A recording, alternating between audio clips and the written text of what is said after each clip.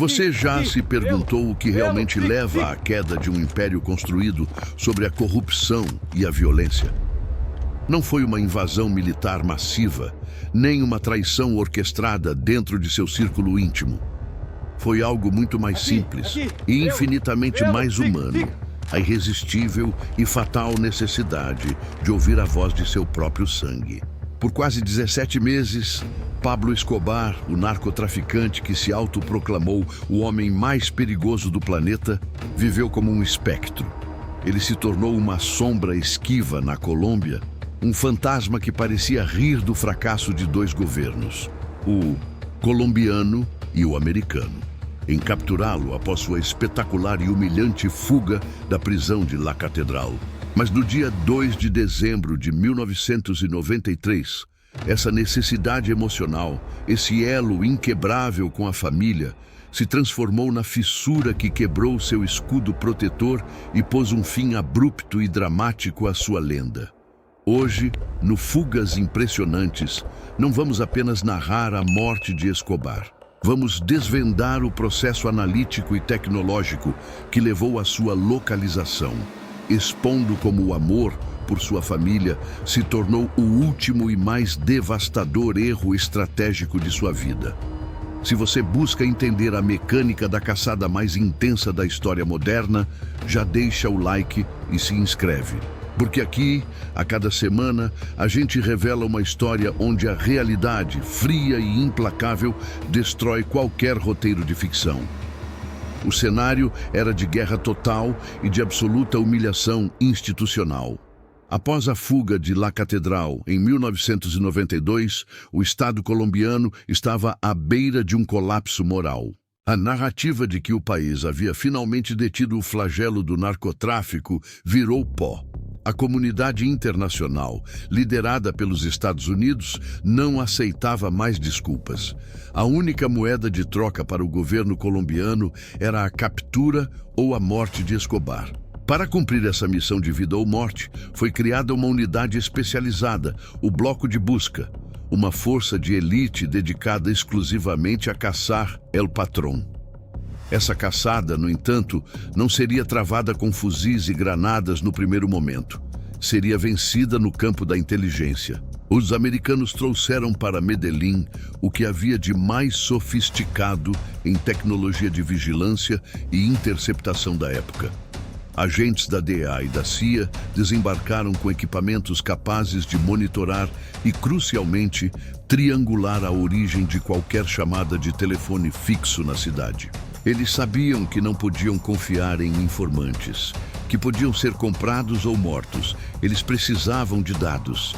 E o telefone, a ferramenta de comunicação mais básica do mundo moderno, se tornou a arma de destruição maciça do bloco de busca. Escobar, o estrategista frio e o mestre da fuga, estava no auge da paranoia, mas tinha a plena consciência desse perigo. Ele havia estabelecido uma regra de ouro, uma lei de sobrevivência que ele mesmo impôs ao seu círculo íntimo. O telefone é a morte. Ele ordenava que qualquer chamada, se fosse absolutamente indispensável, deveria ser feita a partir de um telefone fixo, diferente a cada vez, e nunca deveria durar mais de 30 segundos. Meio minuto, um tempo curtíssimo, calculado para ser insuficiente para que os rastreadores da DEA pudessem fechar o raio de localização. Ele abandonou o luxo ostensivo de suas fazendas, os esconderijos elaborados e as festas grandiosas. Ele passou a viver como um fugitivo de alto valor, mudando de casa a cada 48 horas, muitas vezes se escondendo em casas simples de classe média, camuflado na rotina de uma Medellín aterrorizada. Seu último círculo de proteção estava reduzido a poucos seguranças e a um território que ele ainda acreditava dominar, mas que estava sendo corroído pela guerra implacável e pela ação brutal do grupo paramilitar Los Pepes, financiado por seus antigos rivais e inimigos. Apesar de toda essa consciência e de todas as suas regras de sobrevivência, o gênio do crime era, no fundo, apenas um homem. Seu único ponto de fragilidade inegociável era a sua família. sua esposa, Maria Victória, e seus filhos, Juan Pablo e Manuela. Eles estavam sob vigilância pesada, praticamente isolados e exilados em Bogotá. O silêncio forçado era insuportável. A caçada estava prestes a entrar em sua fase final e o bloco de busca apenas aguardava o inevitável deslize emocional. Eles estavam certos. O homem que desafiou o Estado seria no fim derrotado pelo pai. Entendido. Retomando o capítulo 2, com o foco no erro crucial de Escobar e a precisão do rastreamento, buscando atingir a marca de 5.000 caracteres, conforme solicitado, e mantendo o tom de suspense e análise. Roteiro. O último erro de Pablo Escobar, o telefone que o entregou. Capítulo 2. Visual. Imagem de um telefone fixo antigo. Talvez um mapa de Medellín com linhas de triangulação se cruzando, criando uma mira. Close-up em um relógio marcando os minutos. O plano da DEA e do bloco de busca era cruel em sua simplicidade. Explorar a fraqueza humana do fugitivo. Tecnologicamente, Escobar era um alvo difícil quando seguia suas próprias leis de sobrevivência. Ele sabia instintivamente que a tecnologia de triangulação se baseava no tempo de transmissão do sinal. Por isso, a regra de 30 segundos era inegociável. No entanto, os agentes de inteligência não perseguiam apenas um criminoso. Perseguiam um homem que havia perdido tudo, exceto o amor pela sua família. A obsessão de Escobar por manter esse último elo intacto era a variável que os agentes estavam esperando. A caçada, que se arrastava por meses de frustração e violência urbana, encontrou seu ponto de inflexão no dia 1º de dezembro de 1993. O dia marcava o aniversário de 44 anos de Pablo Escobar. Escondido em sua toca final no bairro de Los Olivos, em Medellín, a pressão psicológica de estar longe de sua esposa, Maria Victória, e de seus filhos, Juan Pablo e Manuela, em uma data tão pessoalmente significativa, quebrou seu autocontrole. A vida de fugitivo, o medo constante de um ataque surpresa dos paramilitares Los Pepes e o isolamento prolongado transformaram a cautela em desespero. Ele quebrou a primeira regra. Fez a primeira de uma série de ligações a partir de um telefone fixo. O alvo da chamada, sua família, sob vigilância em Bogotá.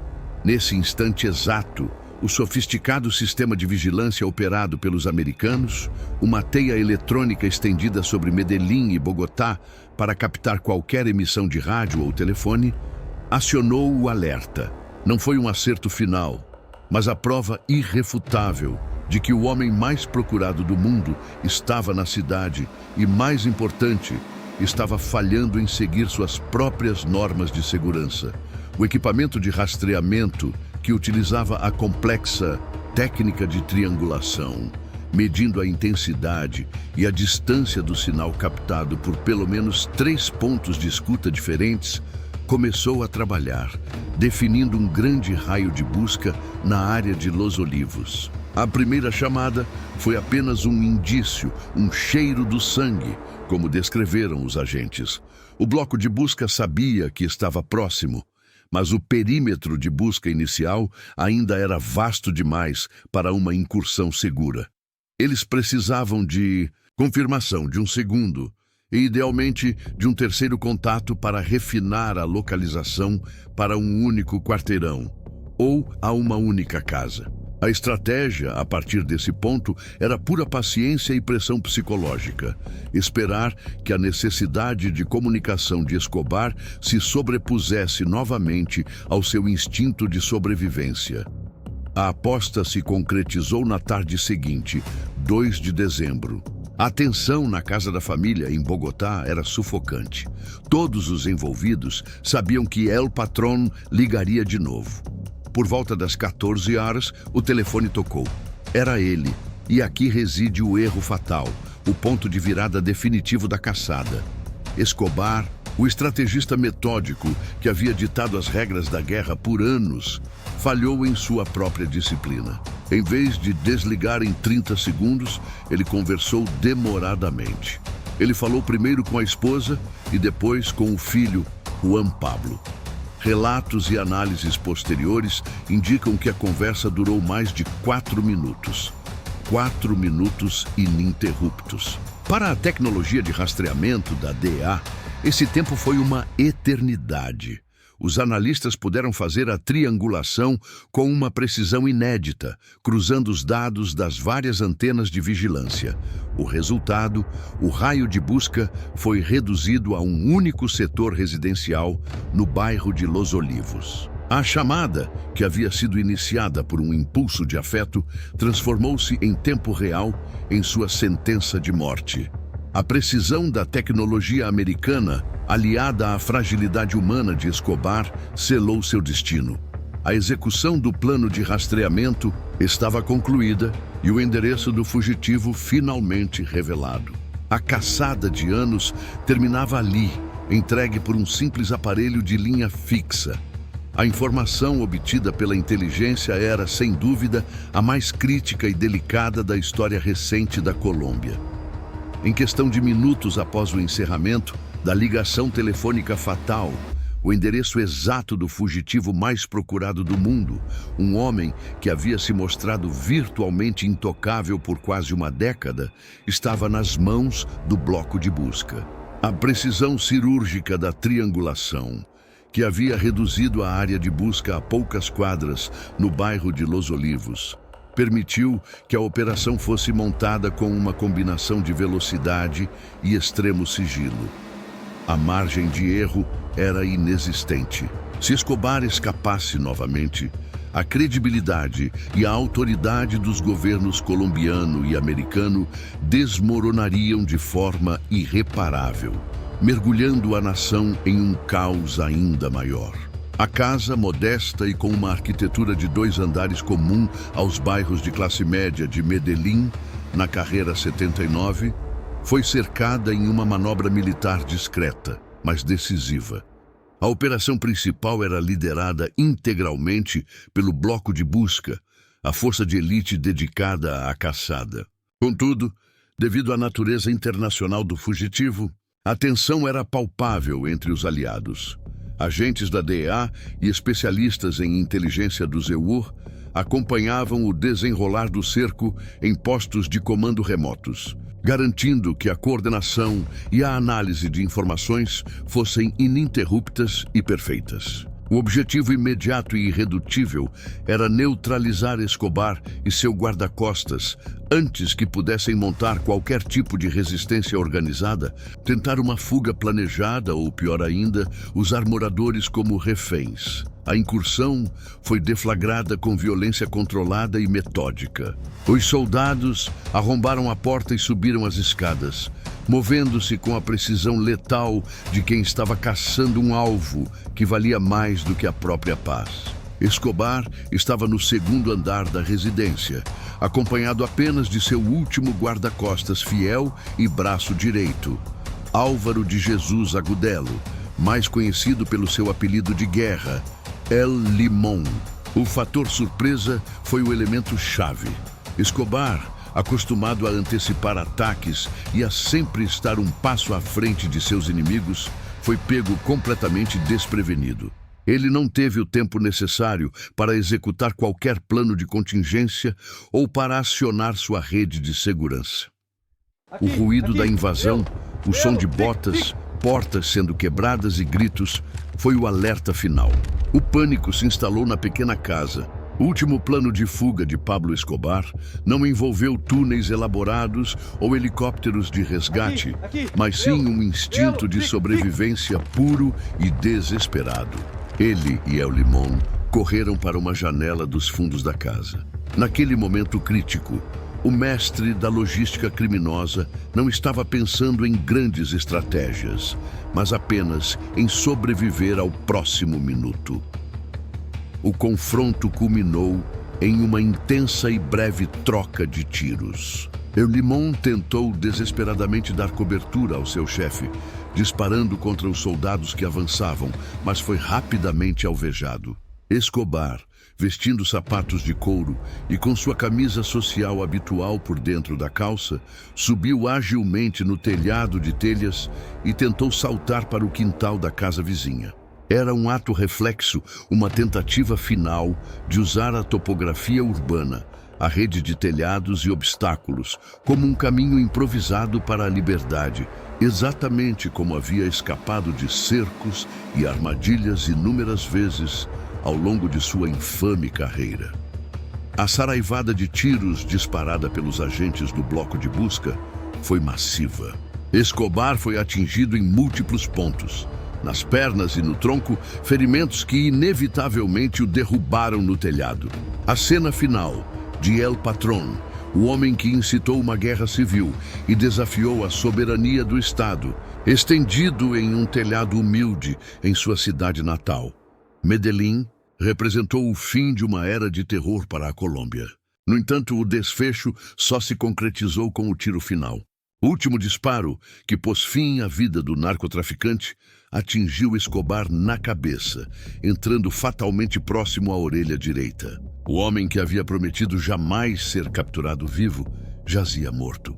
A caçada de anos terminava ali, no calor de um confronto de poucos minutos. As autoridades colombianas celebraram ruidosamente a vitória do Estado sobre o crime organizado, com o coronel Hugo Aguilar reivindicando o crédito por ter dado o tiro fatal. Mas, ironicamente, a imagem de triunfo levantou o véu sobre o último e mais persistente mistério da vida de Pablo Escobar, um enigma que pairaria sobre o telhado e sobre a história. A verdade por trás daquele tiro final.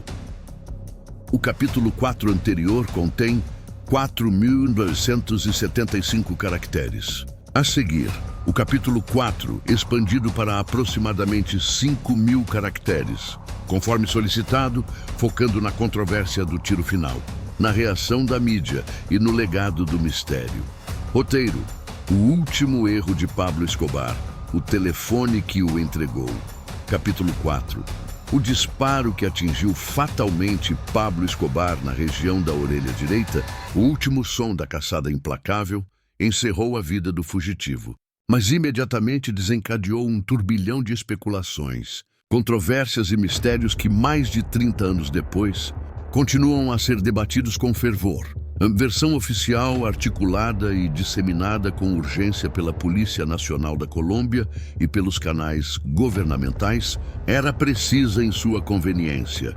O bloco de busca, atuando em coordenação impecável com a inteligência fornecida pelos Estados Unidos, havia rastreado, encurralado e neutralizado o narcotraficante em um confronto direto. E o coronel Hugo Aguilar, um dos comandantes da operação, foi publicamente condecorado e creditado por ter efetuado o disparo decisivo. Essa narrativa era mais do que um relatório. Era um ato político essencial, pois simbolizava a vitória categórica da lei e da ordem sobre o terrorismo do narcotráfico, restaurando uma parcela significativa da credibilidade institucional que havia sido feita em pedaços pela fuga humilhante de La Catedral. A mensagem transmitida ao mundo era inequívoca. A soberania do Estado colombiano havia sido reafirmada. A reação da mídia internacional e das autoridades americanas foi um misto de alívio profundo e comemoração aberta. O homem que havia se tornado a encarnação do terror global e que declarara guerra a duas nações, a Colômbia e os Estados Unidos, estava finalmente e indiscutivelmente fora de combate. Jornais e telejornais ao redor do planeta estamparam a imagem brutal e icônica do corpo de Escobar, caído sobre o telhado de telhas vermelhas. Para a grande maioria do público e dos analistas, a cena que mostrava os soldados exibindo sorrisos vitoriosos e o corpo de Escobar em um local tão subitamente mundano e degradante representava o desfecho justo e inevitável para um tirano cuja megalomania havia mergulhado um país inteiro em sangue. No entanto, para aqueles poucos que conheciam a fundo a paranoia estratégica e a mentalidade inquebrável de Escobar, o mistério daquele tiro na cabeça era um ponto de interrogação ensurdecedor, que desafiava a simplicidade da versão policial. O questionamento mais veemente e emocionalmente carregado veio, como esperado, de dentro do círculo familiar do narcotraficante. Seu filho, Juan Pablo Escobar Henao, que hoje atende pelo nome de Sebastián Marroquín, rapidamente se posicionou como o principal proponente e defensor de uma teoria alternativa que contradizia abertamente a narrativa policial, a de que o pai havia cometido suicídio. Marroquín relatou publicamente e com insistência que Escobar havia compartilhado com ele, em momentos de grande intimidade e tensão, um pacto de honra pessoal e inegociável. Ele prometeu que jamais se renderia vivo e que, se fosse encurralado sem quaisquer perspectivas de fuga, ele sacaria sua pistola Sig Sauer e daria um tiro fatal na própria orelha direita.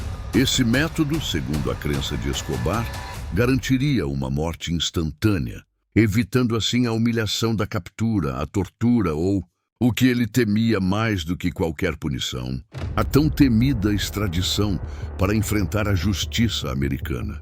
O fato crucial e perturbador de o tiro fatal ter atingido o corpo do fugitivo exatamente naquela região do crânio forneceu a base factual e a autoridade emocional para a teoria sustentada pela família. O mistério inerente àquele telhado ganhou contornos mais sombrios e complexos com a intervenção de grupos externos à esfera oficial.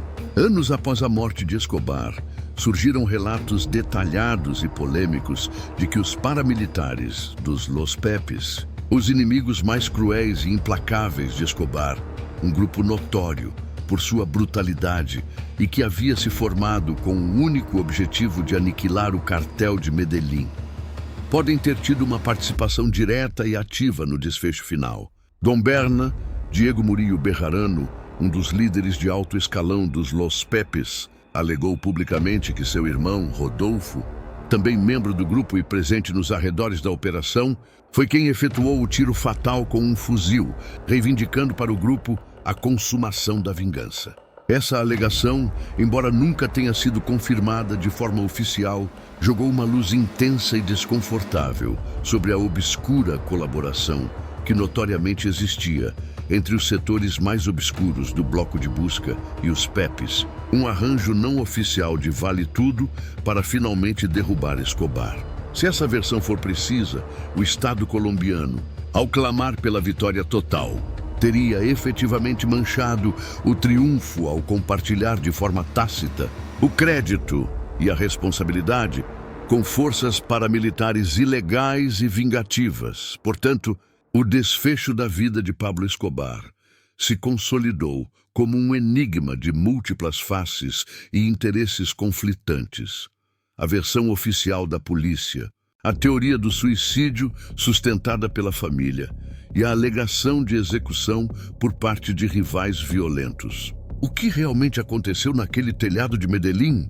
Foi o Estado, por meio de sua força-tarefa, que triunfou de forma limpa? Foi Escobar que conseguiu orquestrar seu último ato e morrer em seus próprios termos? Ou foi a sede de vingança dos Los Pepes que, com um último tiro não autorizado, encerrou definitivamente a guerra do narcotráfico? A ausência de provas definitivas, a necessidade institucional de manter a narrativa da vitória militar e a contradição dos depoimentos garantiram que a verdade completa permanecesse enterrada, solidificando o mistério como o legado final e mais persistente da vida de Pablo Escobar. Chegamos ao fim da caçada, mas o mistério de Pablo Escobar está longe de ser resolvido. A morte no telhado daquela casa modesta no bairro de Los Olivos, um dia após seu aniversário, foi o desfecho final e, de certa forma, irônico para uma vida marcada pela megalomania e pela violência desmedida. O homem que havia sido o mestre da fuga, que conseguiu enganar uma nação inteira ao construir sua própria prisão-palácio em La Catedral, foi finalmente alcançado não por uma falha de segurança logística ou por um traidor ambicioso, mas por um deslize puramente humano. A necessidade de se conectar com seus filhos em um momento de isolamento e desespero. O telefone, a ferramenta de comunicação mais básica e acessível, se transformou na arma mais eficaz da DEA e do bloco de busca, provando que a tecnologia, aliada à fragilidade emocional, pode derrotar até o mais poderoso dos criminosos. Essa história não é apenas sobre a morte de um narcotraficante. É uma análise da queda por excesso de confiança. Escobar era um estrategista que ditava regras de sobrevivência para si mesmo. Nunca mais de 30 segundos ao telefone, nunca no mesmo lugar por muito tempo. Ele violou essas regras no momento em que seu instinto de pai se sobrepôs ao seu instinto de sobrevivente. O rastreamento de 4 minutos, que confirmou a triangulação, foi o ponto de virada definitivo. A partir daquele instante, o destino de Pablo Escobar estava selado e sua liberdade, conquistada a sangue e fogo, se desfez sob o peso de sua própria humanidade. A caçada de anos terminou por um erro emocional e não por uma superioridade militar avassaladora. Mas o mistério do tiro final permanece como o epitáfio definitivo de sua lenda. A controvérsia entre a vitória oficial do Estado e a alegação de suicídio por parte da família não é apenas um detalhe forense. É o conflito entre a necessidade do governo de ter um final de herói e a determinação de Escobar de morrer nos seus próprios termos. Se ele de fato se matou, como insinua seu filho ao citar o Pacto da Orelha Direita, isso significaria que o Estado, mesmo em seu momento de maior triunfo, não conseguiu impor sua vontade sobre o criminoso, que escolheu o momento e a forma de sua própria morte. Se, por outro lado, ele foi executado por um rival como os Los Pepes, a vitória do governo seria manchada pela cumplicidade com o crime organizado. É essa ambiguidade que mantém a figura de Pablo Escobar tão fascinante. Até em sua morte, ele conseguiu impor o caos e a dúvida. Portanto, a última ligação não foi apenas o erro que o entregou. Foi o último ato de um homem que tentava ser humano em meio à desumanidade. Ele foi um gênio do mal, um terrorista implacável, mas também um pai que não podia suportar a solidão de seu aniversário. E é nessa contradição que reside a força e o impacto duradouro dessa história. Chegamos ao fim da análise desta impressionante caçada. Revimos o contexto de guerra, a precisão do rastreamento tecnológico e o desfecho final, que ironicamente gerou mais perguntas do que respostas. O que podemos afirmar com certeza é que o império de Pablo Escobar foi derrubado por um elo de fragilidade. E agora queremos ouvir você. Qual é a sua interpretação sobre o tiro final? Você acredita na versão do Estado ou na teoria do suicídio? Deixe sua opinião nos comentários, pois são as diferentes análises que mantêm viva a chama da história. Se essa história de espionagem, tecnologia e erro humano te prendeu, curta este vídeo e se inscreva no canal Fugas Impressionantes para não perder os próximos episódios. Cada semana, revelamos uma nova história que prova que a realidade, muitas vezes, é muito mais complexa e cheia de suspense